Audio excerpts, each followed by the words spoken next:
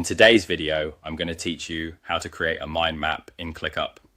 First, open your ClickUp account and make sure you're signed in on the web app. We're going to set up a dedicated space for mind mapping so everything is organized from the start. Look to the left sidebar and click the plus icon to create a new space. When the space setup panel opens, enter a clear name. I'll call mine Mind Map so it's easy to recognize later. Once the name looks good, click Continue to move forward. Next, define your workflow. This is where you choose the statuses that tasks can move through inside this space. Even if you're focused on brainstorming, having a simple workflow helps you turn ideas into action.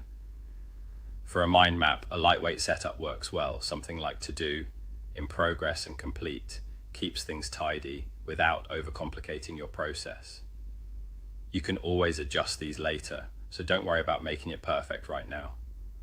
After your workflow is set, find the section labeled Default Views. Click it and toggle it on so you can choose which views come built into this space. Make sure the mind map view is selected. This ensures that as soon as the space is created, the mind map option will be ready and visible. Think of default views as a head start for how you'll navigate the space day to day. When you're happy with those selections, click Done. Now click Create Space to finalize everything. ClickUp will spin up your new space with the settings you just chose. With the space created, click Mind Map in the view list. This opens your canvas. Here, feel free to customize everything. Start by exploring the central node and renaming it to your main topic. From there, add branches for key themes or categories. You can drag nodes to rearrange their position, expand or collapse sections to focus on what matters, and rename items as your ideas evolve. Zoom in to refine details and zoom out to see the big picture of your project or plan. Use short, clear labels for each node so the structure stays easy to scan.